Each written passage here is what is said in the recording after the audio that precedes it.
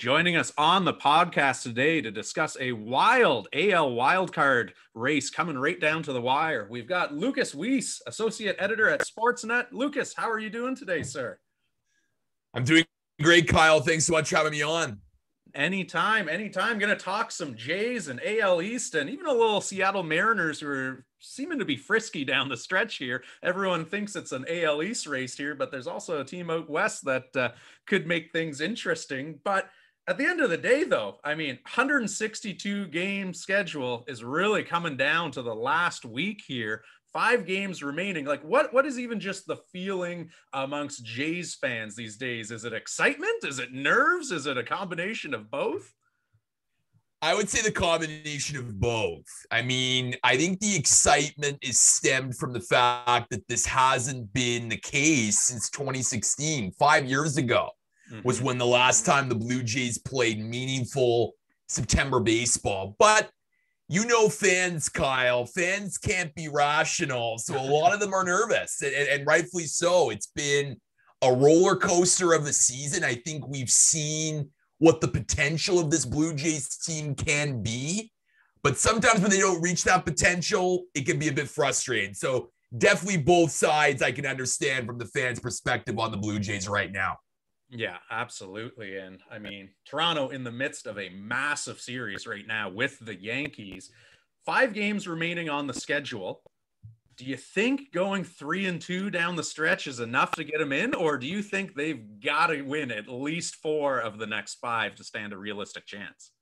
Oh, I think they got to win all 5 there, Kyle. I think that, I really do. I think it's what made last night's game. We're recording this on Wednesday. It made Tuesday night's game so pivotal, right? Because you wanted to start the series on a right note, particularly with Garrett Cole coming on the mound on Wednesday for the Yankees. You wanted to start with a win. So now, look, Boston did lose on Tuesdays, which helped a ton.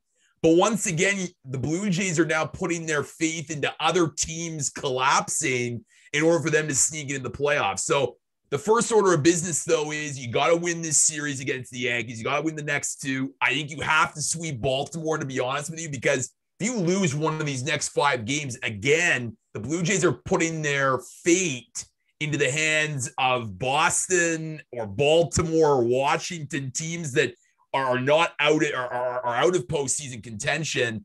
And then you mentioned off the top the Seattle Mariners, who they're currently ahead of the Blue Jays right now. So I think for the Blue Jays, it was a tough loss Tuesday, but I think you have to win the next 5 just to have a hope of getting in.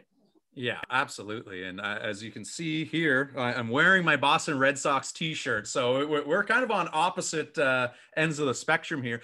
Frankly, I didn't even expect Boston to be in the playoff mix this year. So this was a little bit surprising to me. I will take the happy surprise. But as you mentioned, if you look at the schedule that's left, and of course, if we're going to collapse, we're going to collapse against Baltimore and the friggin' Nationals here and just rub some extra salt in the wounds. But, not exactly some perennial powerhouses that Boston has left on the schedule.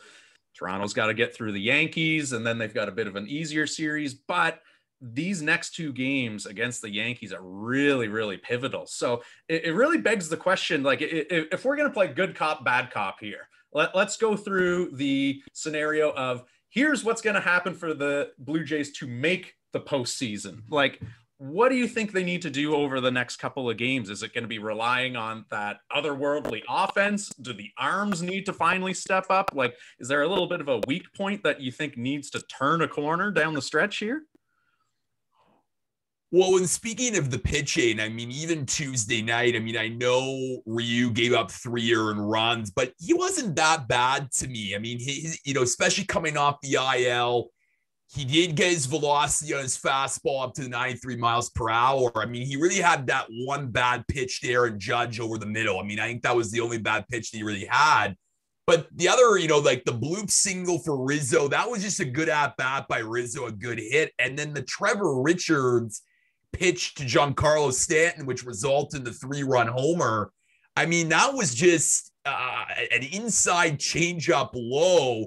And Giancarlo Stanton is golfing it like Team USA at the Ryder Cup way out of the park to get that 3-run home run. So I don't think you can fault the pitching that much. The pitching's been fine. I'm more concerned about the bats, Kyle, because this offense has been terrific for the majority of the season, but we've seen when they're cold, they're ice cold. And last night, for example, I mean, only 3 hits, didn't cash any runs in critical times down the stretch in scoring position. I thought, I mean, they got retired the last 10 batters. The Yankees were able to retire the last 10 batters of Toronto. Bo Bichette's base running down the stretch, a little bit suspect in that position, running to third base to get the tag. So the bats need to come alive because that's going to be allowing this team to propel. That's the anchor and identity of this team. It's going to be difficult, particularly Wednesday night. Garrett Cole, Cy Young candidate coming up. But I think the pitching is going to keep the Blue Jays in it these next 2 games. Jose Barrios followed by AL Cy Young candidate Robbie Ray. But it's the bats, particularly Guerrero, Bichette. Those guys need to get going. Yeah. And if we take maybe the opposite side here and we look at what is the downfall or what is the roadmap of the Blue Jays not making the postseason? Like, can you pinpoint it to maybe one area, or is it just a whole bunch of factors that they'll ultimately end up coming up just a little bit short when all is said and done? Well, I think if you take a macro level picture, I think the games earlier in the season where the bullpen let them down. I mean, like there were definitely games earlier on where the Jays should have won, and they just didn't because of the bullpen. Yeah. But even more recently, like I look at that game in August at home against the Detroit Tigers, where Marcus Semien was just a routine throwaway to Vladimir Guerrero Jr. at first to winning the game. That doesn't happen. The Tigers end up winning in extras. I mean, those are the type of games where you just have to win. And look, I know that the Blue Jays now are in a position where every team hopes to be playing meaningful baseball in September. But I think when we look back and do the post-mortem, if the Blue Jays don't make the playoffs, I think it boils down to those critical mistakes by the bullpen and just, you know, games where they should have won, where they didn't win. That's ultimately going to catch up with this team. And then I think, again, going back to the offense, I know from a macro level, the offense had a great season and they're one of the top offensive teams in baseball. But look, you're measured by your ability to win big games. And these are quote unquote big games. When your offense doesn't produce, that's a little bit concerning. Now they are young, a lot of those guys, and they're going to improve, but they got to really find a way to turn the corner. Yeah, absolutely. And I mean, that's sort of the irony of baseball here is you play 162 games, this massive schedule, and it's going to end up coming down. People think it comes down to these last 5, and that'll be whether they make it or not. But I mean, you raise such a great point. You go back to June and July, and when the bullpen was just absolutely imploding, like, to me, that's really where you can point to this is why they didn't make the postseason if they end up falling short. Like, do you get the sense that, because certainly the fans knew that the bullpen needed work, but do you get the sense that maybe the front office waited a little bit too long to finally address that issue, and that's ultimately going to be something that you can point the finger at the reason that they fall a game or a game and a half short when all's said and done? Yeah, I mean, look, but to that point, the front office did eventually make the necessary moves at the trade deadline, right? Bringing in Trevor Richards, bringing in Simber, guys that have done very well out of the bullpen, right? So, I mean, you know, it definitely is easy to look back and pinpoint those things. I mean, ultimately, I also think, and this is really speaking as the optimist, like, the Blue Jays, you know, people were saying, like, look, the Blue Jays are sort of a year or two away, and that this is still a little bit of house money that they're on, right? Given how well that they've done, given the fact that they may still get 290 wins and still miss the playoffs. I think, though, going forward, regardless of what happens to the Blue Jays, if they make the postseason or not, is now their expectations. Mm-hmm. Now the expectations are this team should win division titles. This team should be competing in October every year because of the core that they have. And I think that that's what, to me, the positive is going to take out of this. Sure, you would like to win those games and you can look back to the bullpen and whatnot. But I think when it's all said and done, on a macro level, the team grew. And I think now going forward, the expectation is this is going to be a postseason team. And anything short of that is a failure. Mm-hmm. Well, speaking of postseason, you guys are in a bit of an interesting spot right now, right? Because obviously Ray has been your most consistent arm all year long. You got 5 games left. You've got a bit of a decision to make here, right? Now, you could go the route of, in theory, you could probably pitch him twice if you really needed to down the stretch here. But if you do that, that means that come that 1-game playoff for that wild card, he's not going to be available. So if you're in Montoyo's shoes right now, how do you manage this situation? Are you trying to throw the absolute kitchen sink at it and, hey, if we don't even get to the postseason, then it's a moot point anyway, so we might as well pitch him twice? Or are you pitching him once and then hoping that the rest of the rotation can get you to the postseason so that he is available for that 1 game? It's an interesting question, but I think if I'm Charlie Montoyo, I'm managing every game now like it's a game 7. Mm-hmm. Right. I mean, because let's be honest. I mean, every game now is must win. I mean, if the Jays don't win Wednesday, very big hill to climb. And we spoke about it off the top. They're going to need to rely on other teams to falter for the Jays to make it. But look, I still want Ray in that potential wild card game. I mean, I don't think they're going to throw him on short rest because I just think that doesn't necessarily do anything. I mean, maybe they may play him in a potential tiebreaker game. Mm-hmm. But look, right now, I don't think they're thinking that far ahead. I mean, I just think they need to think like, look, we need to win tonight's game somehow, some way. I think the bigger question is the bullpen arms they're going to be available, because Trevor Richards on Tuesday basically pitched himself out of being available for Wednesday, which means I really do think that if the Jays are in a tight spot where they need a high leverage pitcher, they're probably going to need to go to the Tim Mezas or the Jordan Romanos, especially down the stretch in one of these games. Maybe Nate Pearson. I mean, Nate Pearson definitely showed off on Tuesday night, you know, clocking near 100 miles per hour on his fastball. So I think that's the bigger question. I think hopefully you get a good outing from Barrios, you get those 6 innings from Robbie Ray on Thursday, so that then you put yourself in a position where Ray would be available for the wild card. But I think it really is right now, Kyle, what the Blue Jays are thinking is 1 game at a time, rather than thinking about wild card at this point. Yeah. Well, let's take the glass half full approach here. Let's assume the Jays make the postseason, all is well and good in Toronto here. If you're to look at the other teams that are vying for that other wild card spot, and you were to rank them just in order of who the Jays match up with best against versus I'd really rather avoid them, like how would you rank them in terms of Seattle, Boston, and New York for that 1-game playoff? Look, I mean, like, I'm just going to assume that Seattle will falter because Seattle hasn't made the playoffs since 1995, and it's even wild that they're even in this place, just given their run differential. But you know, it truly is remarkable. But if it's either Boston or New York, I mean, look, Boston right now is faltering, right? I mean, they're sort of faltering right before our very eyes. They got swept by the Yankees. They just lost the first game to the Orioles.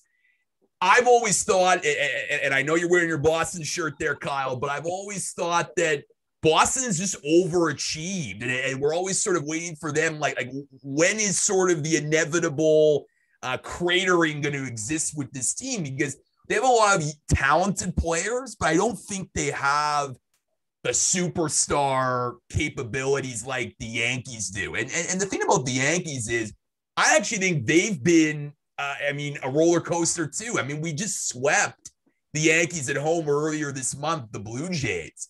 But I think with the Yankees, what scares me is Garrett Cole, especially in a 1-game scenario where you can get him, have like just an all-time great performance, going 7 or 8 strong innings. And then Aaron Judge, Giancarlo Stanton. And I even said yesterday on my podcast that I host, the Locked On Blue Jays, that why are you pitching to these guys? These guys are right now on a heater. They're playing really well. They're hitting everything out of the park, it seems, regardless of where the ball is in the strike zone.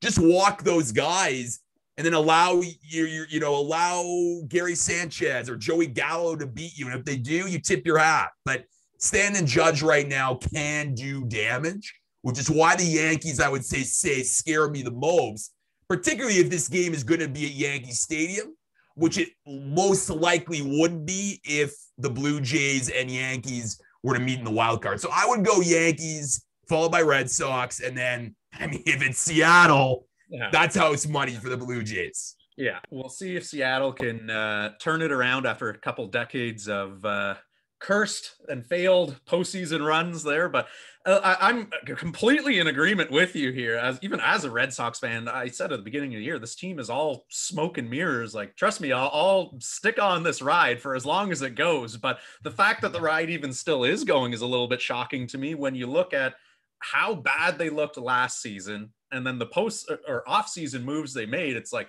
all right, who's the big sexy name?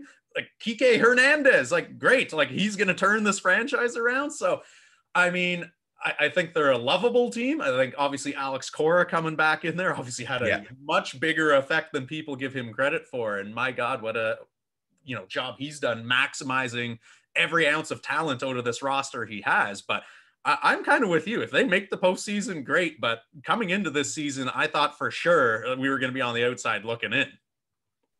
Yeah, and look, Boston has some talented guys. I mean, Devers, Bogarts, Verdugo's a good young, up and coming talent, but they've overachieved. And I think your point about Alex Cora, I mean, I know managers are now taking more of a back seat with the advanced analytics, often dictating how the roster is constructed, how the lineups are made, and what pitchers go in or not. But Alex Cora clearly has a way of managing that locker room. The guys look up to him and play well for him, and we're seeing that this season. But if the Jays don't make the playoffs, though, Kyle, I mean, I think objectively as a baseball fan, which I am, a Boston Yankees one-game wild card would just provide all of the buzz and the entertainment, and it would be off the charts in terms of quality. Absolutely. No, I'm very much hoping for it just so I can potentially rub in the faces of many Yankees fans if they somehow beat them in that one game series. Just pointing at the roster differential between those two franchises would be make it all worth it in the end. But I mean, regardless of whether the Blue Jays make the playoffs or not, as you alluded to earlier, obviously a huge step forward for this franchise. And it's a pretty young team still, right? So they're getting those reps, those late season, meaningful baseball game reps. And probably as of next year, it's going to be postseason or bust. And anything less than that will be viewed as a failure. So who's just maybe impressed you the most this year on this Blue Jays roster as they come down the home stretch?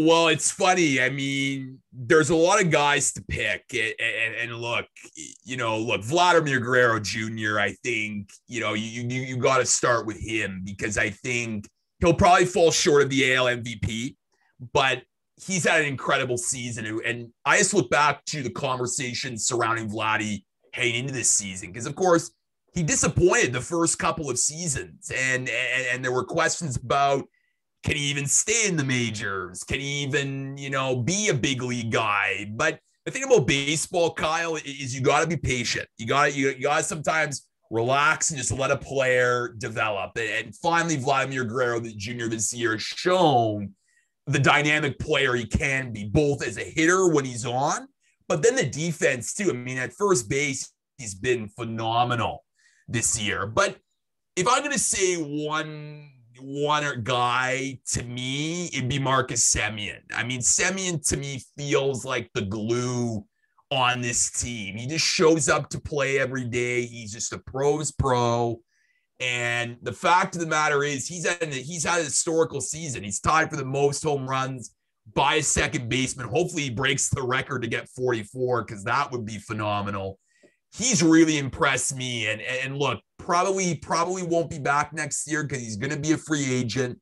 He's going to want that bag, which he rightfully deserves.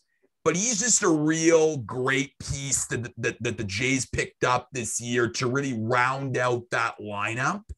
He's been very impressive to me. And then Robbie Ray. I mean, Robbie Ray likely to win the Cy Young if he has one more great start this season. Leads the AL in ERA. Just his transformation from a guy that walked a lot of batters, gave up a lot of home runs, to being, very effective with his command, finding the strike zone. He's a guy with really only one or two pitches that he throws, a fastball and a slider, but it still really works out well. So I would say those three guys. But look, Teoscar Hernandez, what a September he's had. He's leading the team in RBIs. I mean, he sort of is the forgotten player, but it speaks to his transformation too, from just being a throw-in piece in a trade to now being one of the best hitters in baseball. So like you said off the top, Kyle, very exciting for this team.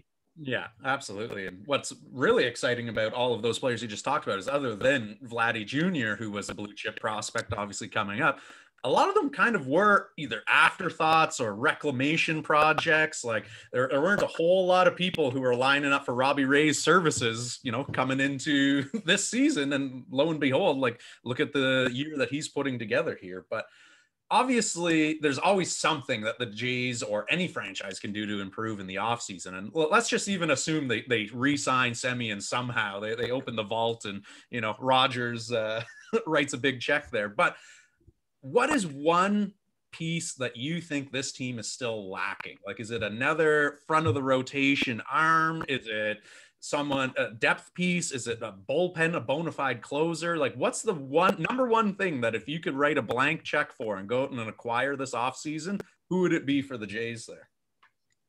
So I'm going to say three things. I would say, you can't have enough starting pitching. And look, if Robbie Ray is in fact gone, that's a huge hole in that rotation, right? Because sure, you have Barrios back for another year on the books, but we don't really know beyond that, right? Sure, Alek Manoah has taken a huge step, and hopefully he just keeps improving and developing. So they really have two guys. But then, like, what's Hyun-Jin Ryu, right? Ryu has struggled as of late.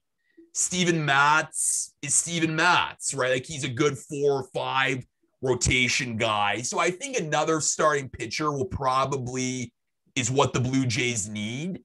I think a third baseman too, and this is no disrespect to Santiago Espinal, but that spot has been a revolving door this year with Kevin Biggio and Espinal and Valera and all these other guys. So, like, finding perhaps another infield piece to improve the defense. The defense has improved, but always you want to find a way to prevent as many runs as possible. Run prevention, something that Charlie Montoya has talked a lot about this year. And then I think an outfield piece. I think Randall Grichik, has really declined as the season's gone on. And look, he was sort of going to be that fourth guy because you have Springer, you have Gurriel, you have Hernandez. Who's going to be that extra outfield piece? Maybe Corey Dickerson, but who knows what he's going to be. But maybe looking at having another outfield depth piece to add in that spot. But I would really focus on the first two, though, which is getting another serviceable arm, getting another really good starting pitcher to add to this rotation, and then improving that infield defense with another third baseman. Yeah.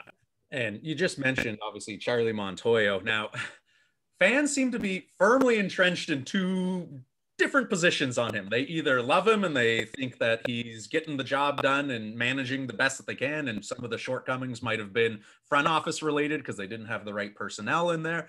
And then you've got the other end of the spectrum who think that a lot of those late game collapses were mismanagement of the roster, and Montoya could maybe be blamed for quite a few of the losses this season. So just looking at it as a whole, like, do you think that Montoyo is going to be the guy to lead this team to a potential World Series title? Or do you think that there maybe need to look at making a change down the line to finally get over that hump after maybe, who knows, maybe they make the playoffs the next 2 years, but fall a little bit short there? Do you think a change is going to be made, or is he going to be the guy for the next, whatever, 5+ years in Toronto? I know this feels like a bit of a cop-out answer, but it's too early to tell, Kyle. I mean, because it's true, right? I mean, I think that, it's easy to go on Twitter and see Montoyo trending, which feels like every game, and fans talking about it. But look, I think this series, like these last 2 series, are very big. Like I would say, starting for Montoyo right now, these are really big series for him as a manager, right? What's happened in the past, still too early, still trying to get familiarized with the team and what they're doing. But these 2 series are going to really tell the tale thus far. I think Charlie Montoyo is going to come back next year. And I think it's a point that I made off the top, which is managers aren't that they're important, but advanced analytics dictate the roster. They dictate the lineup. They dictate a lot of the decisions that are made. I mean, we saw Kevin Cash in the World Series last year. Like that was just their strategy that he just followed. But I think what doesn't get seen a lot is what Montoyo is like with the players when the cameras are off, when the microphones aren't, shoved in a player's face or whatnot. And it's clear to me that he's done a good job of managing those personalities. And, the dugout seems fun. It seems loose. It seems like people are having a good time. Now, I think some traditionalists might think they're having too much fun and, what's this home run jacket? But I love it. I mean, the fact of the matter is baseball is a grind. It's 162 games. You have to stay loose. You have to stay, fun. And these guys really love each other. And that's what Charlie Montoyo said. I mean, they really are big fans of each other. So, look, I think what happens at the end of this season, what happens next year, especially when I talk about those expectations, that's on Charlie Montoyo too. And if he can't deliver, of course he's going to be on the hot seat, right? Because then you have to think about a managerial change. But at this moment, I think it's too early. And I think that Charlie Montoyo's done a good job even this year when there were bumps in the road and the roller coaster could have veered off the tracks. Charlie's done a good job of bringing people together. And I think, I implore fans to just think about that. Look, most of us don't know what goes on behind the scenes. And it's clear that Montoyo, to me, has done a good job managing these personalities. Yeah. Well, final question before we let you go here. And it's probably the most important question of all of them. Gun to your head today on September 29th, 5 games remaining. What is your prediction for the 2 teams that are going to claim that wild card spot?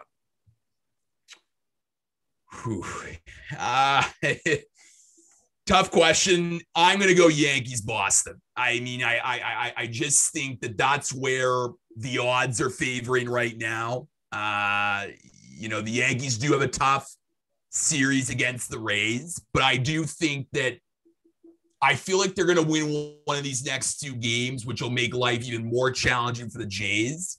And I just think Boston's schedule is just very easy. I mean, they have 2 more games against the Orioles, 3 games against an uncompetitive Nationals team. I just think that that's where it's heading right now. And I think that's where it's going to be. But look, I've been proved wrong before. The Blue Jays have proven people wrong all this year. They can win 5 in a row and make things interesting, but the hill is big decline for both the Blue Jays and the Mariners currently on the outside looking in right now. Amazing. Well, Lukas, we appreciate you taking the time to sit down with us today. For those that want to, connect with you on social media or check out any of your articles or any of the stuff that you've got going on there, where are the best places to find you these days? Yeah, so Twitter at Weese Sports. That's at WEESE Sports. That's where a lot of my content is, as well as Instagram. Just my first and last name, Lukas Weese. Sportsnet, like you said, I'm an associate editor there. I'm also the co-host of the Locked On Jays podcast as part of the Locked On podcast network. I do daily podcasts on the Blue Jays, and yeah, it should be a lot of fun. It's this is the best time of the year in sports and in baseball, but you can definitely find me at those spots. Amazing. Well, like we said off the top, 162 games come down to the final week. So we'll see what's in store for both your Blue Jays, my Red Sox, and those other two teams who we shall not discuss any further down the stretch.